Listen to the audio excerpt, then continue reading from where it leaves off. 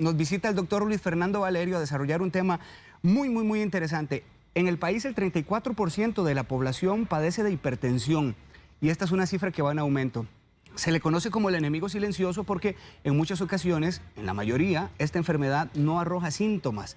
Y contrario a lo que muchos piensan cuando dicen es que estar en calor o en altas temperaturas puede subir la presión, bueno, hay algo que el doctor viene a explicarnos con respecto a este tema. Recuerde que la consulta del doctor Valerio usted puede hacérsela en el Facebook y también en la línea de WhatsApp 6087-7777. Doctor Valerio, es un gusto saludarlo. Igual, para mí encantado de estar aquí en la casa. Buen día. La presión arterial, doctor, para comenzar con algo sencillo, ¿varía entre el día y la noche? Sí, puede variar. Mencionabas que es muy importante que la tercera parte de los adultos en Costa Rica son hipertensos, pero no todos saben que son hipertensos. Es un estudio estadístico. A casi un 40% de esa gente anda en la calle sin saber que es hipertensos. Y de los que saben que son hipertensos, son un porcentaje también controlados. Bueno, el que es la presión de nosotros se mantiene variando durante todo el día. Generalmente es más alta en las horas del día porque estamos más activos y en la noche todo el sistema automático, porque ya estamos durmiendo, estamos relajados, la presión baja al menos un 10% con respecto a las mañanas. Hay gente que no le baja, entonces esos son hipertensos que son muy severos y que a los que no les baja o peor aún, les sube la presión durante la madrugada, pueden sufrir problemas cardiovasculares. Sí, el tema que nos trae hoy, doctor, es hablar cuánto puede incidir las altas temperaturas o el calor en la presión arterial. Pero antes de, ¿cuál es la temperatura normal de una persona hipertensa? Bueno, todos nosotros tenemos alrededor de 37 grados, pero lo que nos afecta es la temperatura ambiental, el ambiente. El ser humano tolera muy bien una temperatura hasta 31 grados centígrados ambiente, que ya es calor, ya es caliente. Sí. Pero si nos llega en lugares, puede llegar hasta 36, 37 grados, ya el cuerpo comienza a verse con problemas cuando llegamos a esa temperatura o la supera. ¿Qué tanto puede variar entonces la presión arterial ya en temperaturas calientes? En general, todos nosotros en climas calientes, especialmente en las costas, porque estamos a nivel del mar, la presión tiende a disminuir, a bajar. Eso es bueno. Ahora, esta variación que hay en la temperatura, doctor, más bien en la presión arterial, ¿depende más del estado en el que se encuentra el paciente que de la temperatura, es decir, que de la parte exterior? Sí. Entonces vamos a ver, nuestros pacientes hipertensos están recibiendo un tratamiento para bajarle la presión. Y estamos diciendo que cuando se viaja a un lugar caliente, se viaja.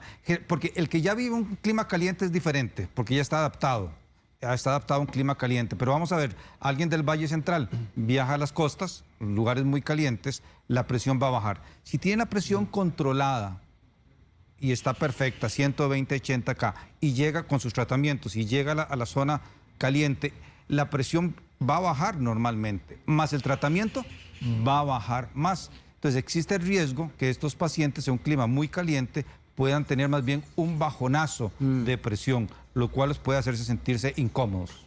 Esto para mí es nuevo, doctor, porque uno siempre ha creído, me imagino que usted se topa con montones de personas que opinan que con las temperaturas altas la presión también sube.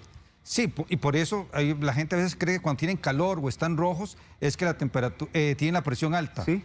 Creo, una opinión muy personal, que esto se guarda por la relación que hay entre el termómetro y el esfigmomanómetro de mercurio.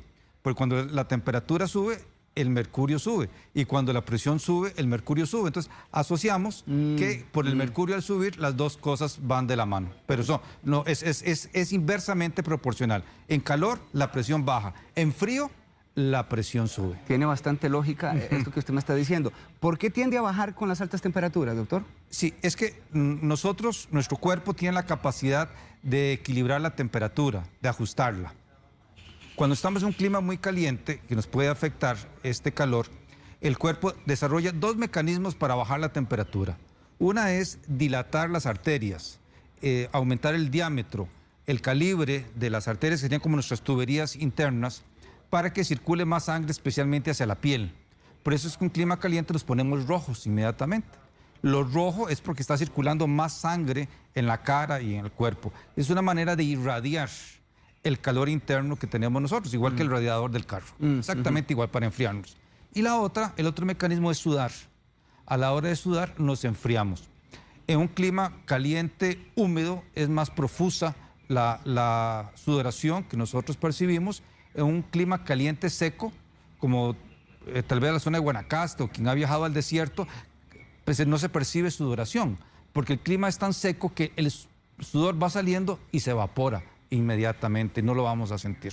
Pero mencionaba usted que el frío más bien sí podría incidir ya en que la presión aumente. Sí, si nos exponemos a temperaturas muy bajas, va a suceder lo contrario.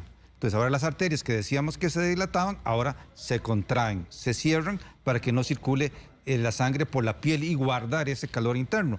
Por eso las personas que están en el frío, basta subir al Cerro de la Muerte o al Irazú o al volcán Poás, ponen las manos pálidas, inclusive hasta moradas.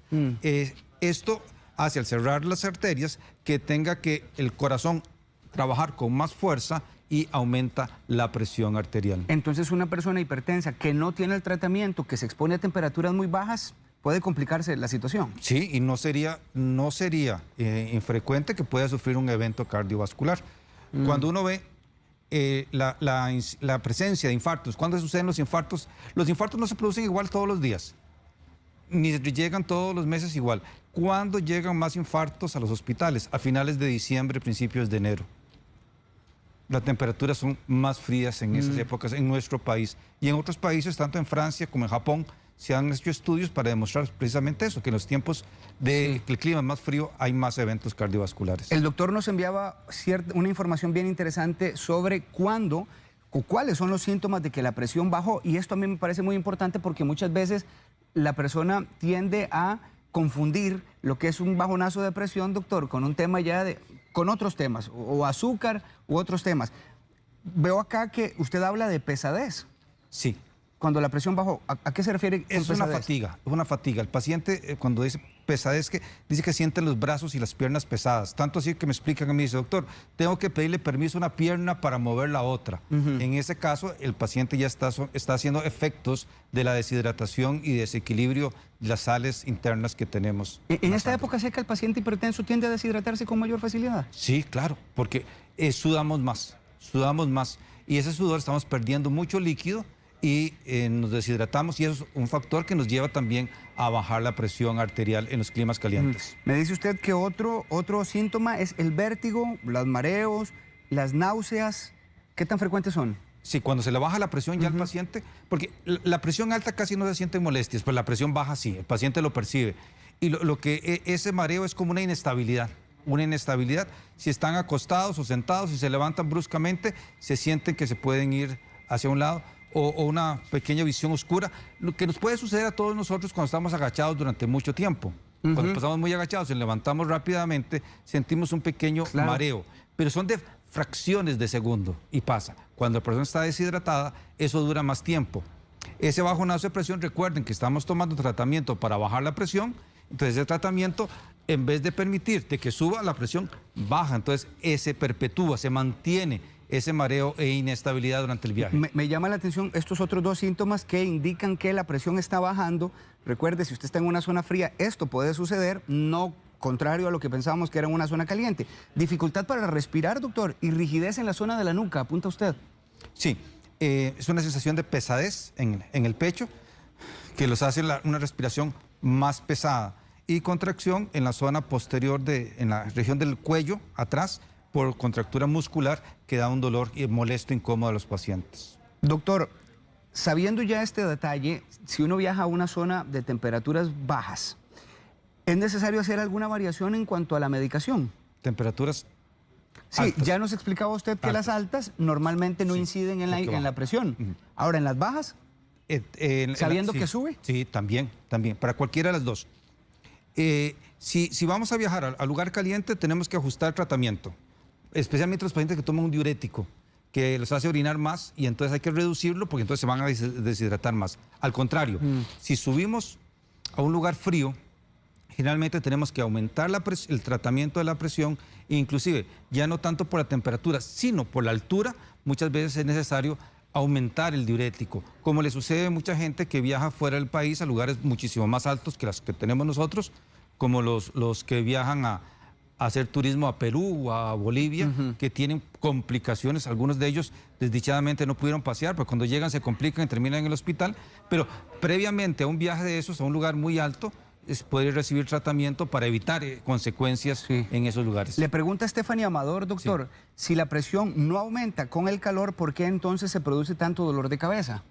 Por la vasodilatación, donde las arterias se abren y se dilatan, entonces tiene una sensación de dolor, que es como el tipo de jaqueca o migraña. Entonces un dolor de cabeza pulsátil, como que estuviera bombeando. Cada vez que bombea la sangre dentro de la cabeza, duele. Es por la vasodilatación. Gabriel López pregunta, doctor, si la persona padece de presión baja, ¿qué ocurre con estos cambios de clima? Y quisiera incluir no solo cuando viaja a sitios calientes, sino a sitios bajos. Muy bien. Sí. Fríos, perdón. Fríos, sí. Si padece presión baja y sale a un lugar caliente, es muchísimo más fácil que sufra todas esas consecuencias. Entonces, es importantísimo estarse hidratando y con agua, A veces se toma licor para una cerveza y demás, pero el alcohol tiene una sustancia que evita que nosotros retengamos el agua, entonces más bien se orina más. Recuerden, cuando toman unos tragos, les da más por orinar. Y en los lugares fríos, la presión baja es más tolerable, Por acá tengo también otra consulta que me está enviando doña Helen Davis. Dice, tengo 47 años, tengo insuficiencia cardíaca y presión muy alta. Viví en Cahuita, pero el calor fuerte me afecta, me fatiga y me falta el aire. Sí. ¿Cuál es la recomendación que usted podría darme, doctor? Pregunta ella. Doña Helen, el problema es que tiene insuficiencia cardíaca. Eso es que el corazón está ya cansado y no puede bombear toda la sangre que se ocupa. Entonces, un clima caliente donde se dilatan las arterias, el corazón tiene que trabajar más para poder bombear la sangre y mantener la circulación, entonces eso los afecta. Y luego, el clima caliente húmedo, como el del Atlántico, tiende a provocar sofoco en los pacientes. Entonces, la respiración se afecta muchísimo más en pacientes con falla cardíaca. En el caso de ellos, optimizar el tratamiento, usar los medicamentos potentes que tenemos hoy día para fortalecer el corazón, que casi hoy día, gracias a Dios, la mayoría de nuestros pacientes con insuficiencia cardíaca están bien controlados. José Venegas dice, ¿por qué si mi problema es que se acelera mi ritmo cardíaco teniendo la presión normal, debo tomar tratamiento para la presión y se me cataloga como hipertenso? Lo que tiene es el pulso acelerado y tiene la presión normal. No, entonces, no es hipertenso, o sea, definitivamente no es hipertenso. Lo que sí probablemente le está sucediendo es que le están dando algún tratamiento que le ayuda a bajar las pulsaciones y que son medicamentos que podrían también usarse en hipertensión arterial. Es un grupo de medicamentos que se llaman beta bloqueadores, entonces le provocan que el corazón vaya más despacio, se sienta mejor y le reduce levemente la presión, pero generalmente usamos dosis bajas para que no afecte la presión arterial. Raquel Sáenz dice, tengo 32 años, soy hipertensa y trabaja en cocina. Ella maneja presiones entre 160 sobre 110. Opa. ¿El calor de la cocina perjudica en algo? La más alta que he tenido es 240 sobre 120. Wow. Sí, es hipertensa, una hipertensa de moderada a severa. Me imagino que está tomando tratamiento, el tratamiento, lo que estábamos hablando. Quiero pensar que sí. Estamos hablando que hay hipertensos, pero no están bien controlados tampoco, aunque se tomen su medicación. El ambiente caliente debería de dilatarla, pero es un ambiente que estábamos hablando del calor de la playa, de la relajación de las vacaciones. Aquí no. Aquí está bajo acción, bajo responsabilidades, bajo movimiento, tiene que rendir, entonces probablemente el estrés más el calor sí le va a provocar más bien aumento de la presión arterial. Es importantísimo que reconsulte con su médico o cardiólogo para que le ajuste el tratamiento. Esas presiones son sumamente altas y de riesgo a mediano plazo. Me llama mucho la atención, doctor, que usted dice, bueno, puede que esté tomando el medicamento, pero eso no significa que esté bien controlado. ¿Cuánto tiempo o a qué hay que someterse ustedes como especialistas para llegar uno a decir, esta es la pastilla que me funciona y que me controla la presión?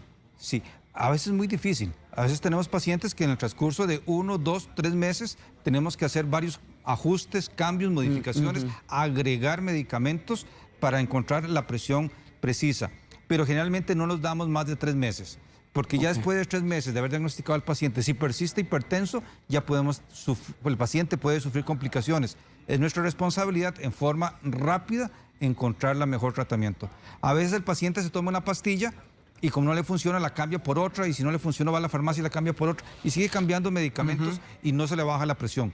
probablemente es que no ocupa un tratamiento. Puede ser que ocupe 2, que ocupe 3 o ocupe hasta 4. Bien interesante lo que nos dice el doctor Valerio. Dice Elena Méndez, tengo 52 años, presión alta, tomo irbesartán de 152 al día, pero siento que no me está ayudando. Este es el caso de lo que usted nos estaba hablando. Dice, porque paso con dolor de cabeza, dolor en el pecho, que le irradia la mandíbula y no duerme bien, pasa con molestias prácticamente todo el día. ¿Ella puede ser un ejemplo de paciente mal controlada, doctor? Totalmente, es una paciente mal controlada.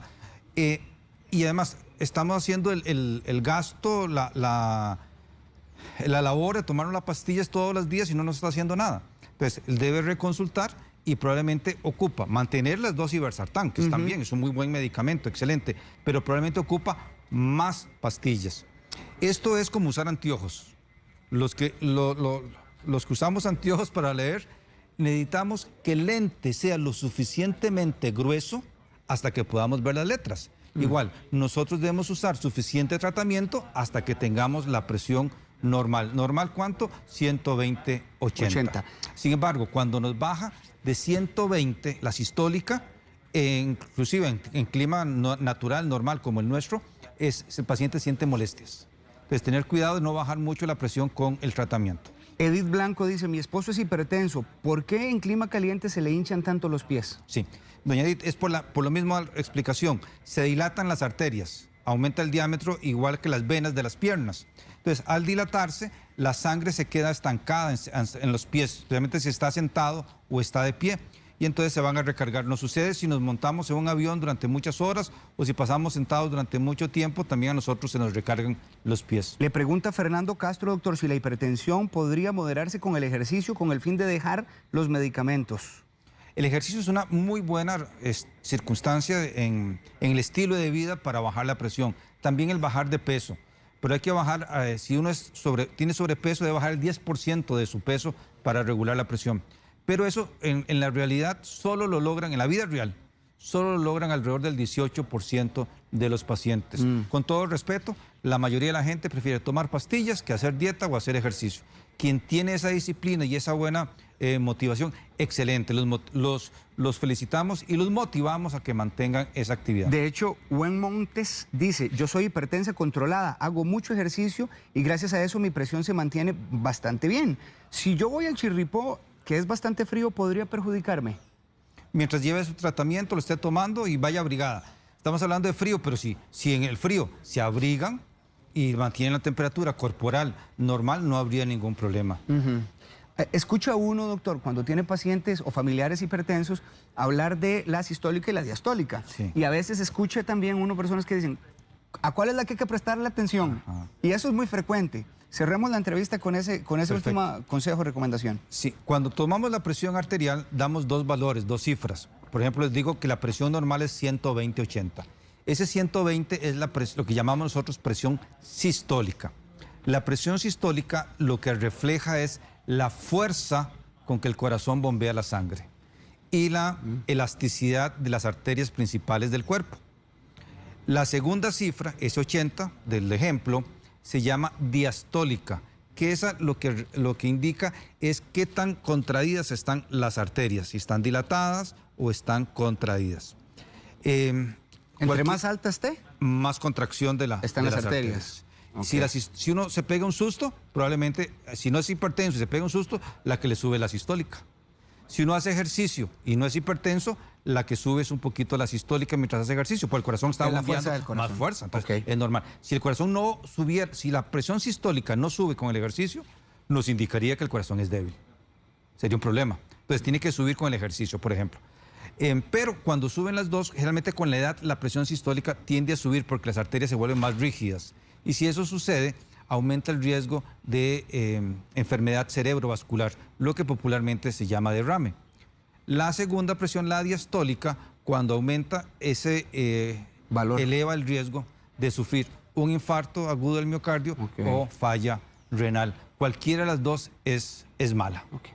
Gracias, doctor Valerio. Con mucho gusto. Siempre es un gusto. El doctor Luis Fernando Valerio es cardiólogo y el doctor pone a su disposición 2 números telefónicos, 2443-3060, para que anote allí, 2443-3060 y también 2443-3070. Igual, nada más 60 y 70. Sí. Exacto. Usted atiende en Alajuela, doctor. En Alajuela, sí, en Alajuela Centro. Allá frente al Parque Central de Alajuela. Gracias, doctor. Feliz inicio de semana. Igual, muy amable.